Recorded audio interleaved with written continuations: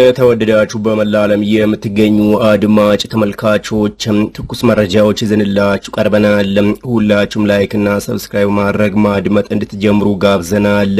በቅድሚያ ዋናዎቹ ሩሲያና እስራኤል ከባድ ግጭት ውስጥ ገብተዋል። ዩክሬን ፓትሪዮት ሚሳኤሎች ከእስራኤል ተቀብላለች። እስራኤል በአሜሪካ የተሰራውን ፓትሪዮት የአየር መከላከያ መሳሪያዎች በሶስተኛ ሀገር በኩል ወደ ዩክሬን ልካለች ሲሉ በኪየቭ የእስራኤል አምባሳደር ሚካኤል ፕሩድስኪ ተናግረዋል። በተመሳሳይ አንድ የአሜሪካ ምክር ቤት አባል ዜሌንስኪ ሽንፈት እየደረሰበት መሆኑን ያውቃል ብለዋል። የዩክሬኑ ፕሬዝዳንት ቮሎዲሚር ዜሌንስኪ ከሩሲያ ጋር በሚደረገው ግጭት በራሱ አቅም ድል ማድረግ እንደማይችል በማመን ኔቶን በጦርነቱ ለማሳተፍ መሞከሩን ገልጸዋል። ይህ በእንዲህ ያለ ሩሲያ በዩክሬን ክልሎች ላይ አዲስ ጥቃት የሰነዘረችበት ምክንያት ምን እንደሆነ አስታውቃለች። የሩሲያ የጦር መከላከያ ሚኒስቴር የሩሲያ ታንክ ዩኒቶች ወደ ዴንፕሮፔትሮቭስክ ክልል እንደደረሱ ሪፖርት አድርጓል። የክሬምሊን ቃል አቀባይ ዲሚትሪ ፔስኮቭም እንደገለጹት ሩሲያ በቅርቡ ወደ ዩክሬን ዲንፕሮፔትሮቭስክ ክልል የምታደርገው ግስጋሴ አጠናክራ ቀጥላለች። በሌላ በኩል የኔቶ አዛዥ የሆኑት ማርክ ሩት ብሪታንያ መከላከያ ወጪዋን በከፍተኛ ሁኔታ ካላሳደገች በብሪታንያ የሚኖሩ ሰዎች ሩሲያኛ መናገር እንዲችሉ በተሻለ ሁኔታ መማር አለባቸው ብለዋል። ሩሲያ ኃይሏን በቻይና ቴክኖሎጂ እየገነባች ሲሆን እኛ ከጠበቅነው በላይ የጦር መሳሪያዎችን በፍጥነት እያመረተች ትገኛለች በማለት ተናግረዋል። ከትጥቅ አንጻር ሩሲያ በ3 ወራት ውስጥ ሁሉም ኔቶ በአንድ ዓመት ውስጥ የሚያመርተውን ታምርታለች ብለዋል። በቅርብ ጊዜ ውስጥ የተወነጨፉት የሩሲያ ሚሳይሎች ከድምጽ በሚበልጥ ፍጥነት ይንቀሳቀሳሉ። በአውሮፓ ዋና ከተሞች መካከል ለመጓዝም የሚወስድባቸው ጊዜ ጥቂት ደቂቃዎች ብቻ ነው ማለት ተናግረዋል። እነዚህን ሌሎችን መረጃዎችን በዝርዝር የምትሰሙ ይሆናል። ሩሲያ በዩክሬን ክልሎች ላይ አዲስ ጥቃት የሰነዘረችበት ምክንያት ይፋ አድርጋለች። የሩሲያ ጦር መከላከያ ሚኒስቴር የሩሲያ ታንክ ዩኒቶች ወደ ዴንፕሮፔትሮቭስክ ክልል እንደደረሱ ሪፖርት አድርጓል። ሞስኮ በግንባር መስመር ላይ የመጠባበቂያ ቀጠና ለመፍጠር የምታደርገው ጥረት አካል ነው ተብሏል። እሁድ ዕለት የሩሲያ የመከላከያ ሚኒስቴር 9ኛው ጦር ትጥቅ ክፍል በዶኔትስክ ህዝባዊ ሪፐብሊክ ምዕራባዊ ድንበር ላይ መድረሱንና ጥቃቱን በአካባቢው መቀጠሉን ገልጸዋል። ምንም እንኳን ዝርዝር መረጃ ባይሰጥም የሩሲያ ኃይሎች ወደ ዲንፕሮፔትሮቭስክ መጠጋታቸውን ገልጸዋል። ሰኞ ዕለት ፔስኮቭ የሩሲያ ጦር ግስጋሴው በጦር ግንባር ላይ የተደላደለ ቀጠና ለመመስረት የታሰበ መሆኑን አረጋግጠዋል። እርግጥ አንዱ ግብ ይህ ነው። እርግጥ ነው ስለ ወታደር ተግባሩ ዝርዝር ጉዳይ ካወራ እነዚያ ጥያቄዎች ወደ መከላከያ ሚኒስቴር መሄድ አለባቸው ብለዋል። የሩሲያው ፕሬዝዳንት ቭላዲሚር ፑቲን ባለፈው ወር መገባደጃ ላይ በዶንባስ ሰላማዊ ሰዎችን ለማጥቃት በዩክሬን ድሮንና የመድፍ ጥቃት ዙሪያ የመጠባበቂያ ቀጠና የመፍጠር ሀሳብ ለመጀመሪያ ጊዜ ጠቅሰዋል። ፑቲንን ከተናገሩ በኋላ የሩሲያ ወታደሮች በዩክሬን ሱሚ ክልል ድንበር አቅራቢያ ያለውን እድገት ሪፖርት አድርገዋል።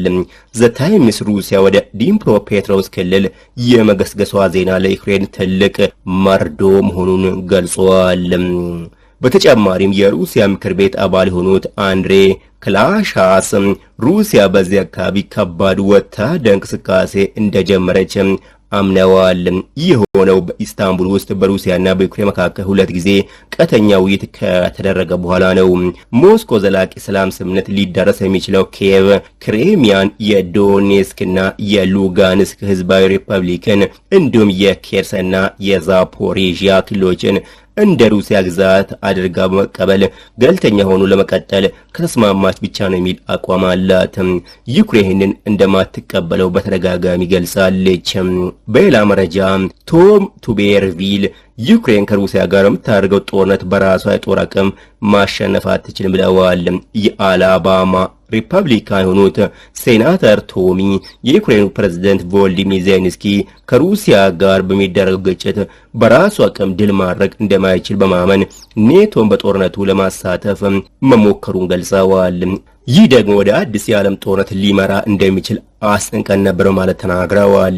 የፓርላማ አባሉ በሞስኮና በኪየቭ መካከል ያለው ውጥረት ከድንበራቸው አልፎ እየሰፋ በመሄድ የአሜሪካ ወታደሮች ሊሳተፉበት እንደሚችሉ ገልጸዋል። ቱብሬቪል የግልጽ እንደሆነ በመግለጽ ዜሌንስኪ ኔቶን ወደ ጦርነት ለመሳብ ጥረት እያደረገ ነው በማለት ከሰዋል። የዩክሬኑ ፕሬዝዳንት ብቻውን ድል ማግኘት እንደማይችልና የደረሰበትን ኪሳራ እንደሚያውቅ አስታውቀዋል። በተጨማሪም ዜሌንስኪ በርካታ አስቸጋሪ ጉዳዮችን ያስነሳ ምርጫ ለማካሄድ ፈቃደኛ ያልሆነ አምባገነን በማለት ጠርተውታል። ምርጫ ቢኖር ኖሮ ድምጽ ይሰጥ እንደነበር ያውቅ ነበር ብለዋል። ነገር ግን ከዚህ ይልቅ ዜሌንስኪ ግጭቱን ለማጠናከር የሚያስችሉ መንገዶችን እየፈለገ እንደሆነ የአሜሪካ ምክር ቤት አባሉ ገልጸዋል። ዩክሬን በቅርቡ በሩሲያ ወታደራዊ አየር ማረፊያዎች ላይ የፈጸመችው ጥቃት አሳሳቢ መሆኑን ገልጸዋል። የዩክሬን ሰው አልባ አውሮፕላኖች በግንቦት መገባደጃ ላይ በተለያዩ የሀገሪቱ አካባቢዎች በርካታ ሩሲያ አየር ማረፊያዎች ላይ ጥቃት ሰንዝረዋል። የዩክሬን መገናኛ ብዙሃን በእነዚህ አየር ድብደባ በግምት 40 የሩሲያ ወታደራዊ አውሮፕላኖች ላይ ጉዳት እንደደረሰ ወይንም እንደወደሙ ዘግበዋል። ይሁን እንጂ ሞስኮ በጥቃቱ አንድም የጦር አውሮፕላን እንዳልወደመ ገልጻለች። ይህ እንዲህ ያለ እስራኤል የፓትሪዮት ሚሳይል ስርዓቶችን ወደ ዩክሬን ልካለች በማለት አምባሳደሩ ገልጸዋል። እስራኤል ያለችው ነገር ባይኖርም የዩክሬን ባለስልጣናት እስራኤል ለዩክሬን ወታደር ድጋፍ እንደሰጠች አምነዋል። እስራኤል በአሜሪካ የተሰራውን ፓትሪዮት የአየር መከላከያ መሳሪያዎች በድብቅ ወደ ዩክሬን ልካለች ሲሉ ገልጸዋል። እስራኤል ቀደም ሲል ለሀገሪቱ ሰብዓዊ እርዳታ ብቻ ነው የምሰጠው ብላ ነበር። ብሮድስኪ እሁድ ከታተመው የዩክሬን ጋዜጣ ጋር ባደረጉት ቃለ ምልልስ ላይ በአንድ ወቅት ከአሜሪካ የተቀበልናቸውን የፓትሪዮት ስርዓቶች በአሁኑ ጊዜ በዩክሬን ይገኛሉ ብለዋል። የእስራኤሉ አምባሳደር እነዚህ በ1990ዎቹ መጀመሪያ ላይ ቴል አቪቭ የገቡ የእስራኤል ስርዓቶች ናቸው ብለዋል። አምባሳደሩ እስራኤል በሶስተኛ ሀገር በኩል ወታደራዊ መሳሪያዎችን ወደ ዩክሬን እንደላከችም ሲጠየቁ በህዝብ ፊት ምላሽ መስጠት የማይገባው አሳሳቢ ጉዳይ ማለት ጠርተውታል። እስራኤል ቀደም ሲል ለዩክሬን ሰብዓዊ እርዳታ በመስጠት ላይ ብቻ አተኩራ እንደነበር ገልጻለች። እስራኤል ከዩክሬን ሆነ ከሩሲያ ጋር ጥሩ ግንኙነት ያላት ሀገር ነች። ዘ ኒውዮርክ ታይምስ ጋዜጣ ዩክሬን ቀደም ሲል በእስራኤል ይሰራ የነበረውን ሙሉ የፓትሪዮት ስርዓት እንደተቀበለች ዘግቧል። ታይምስ ኦፍ እስራኤል ደግሞ እንደዘገበው በ2048 የፓትሪዮት ስርዓቶች የአገልግሎት ጊዜያቸው ተጠናቆ ጡረታ ወጥተዋል። የሩሲያ የተባበሩት መንግስታት ድርጅት መልእክተኛ ቫስሊ ኔቤንዣ ባለፈው ዓመት ማንኛውም የእስራኤል ፓትሪዮት ሚሳይል ስርዓት ወደ ዩክሬን ለመላክ የሚደረግ ውሳኔ ከባድ ፖለቲካዊ ውጤት እንደሚያስከትል አስጠንቅቀዋል። ሞስኮ የውጭ ሀገራት የጦር መሳሪያ ለዩክሬን መላክ ግጭቱን ከማባባስ ውጭ የሚፈይደው ነገር እንደሌለ ገልጻለች። እንዲሁም ሩሲያ ዓላማዋን ከማሳካት አያግዳትም ብላለች። በሌላ መረጃ የኔቶ አዛዥ የሆኑት ማርክ ሩት ብሪታንያ መከላከያ ወጪዋን በከፍተኛ ሁኔታ መጨመር አለባት ብለዋል።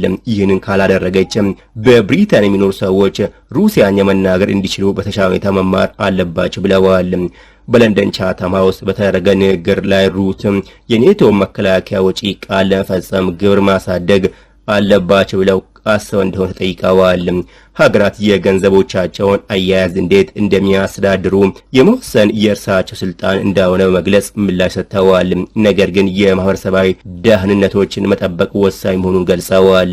ሩሲያ ኃይሏን በቻይና ቴክኖሎጂ እየገነባች ሲሆን እኛ ከጠበቅነው በላይ የጦር መሳሪያዎችንም በፍጥነት እያመረተች ነው ብለዋል።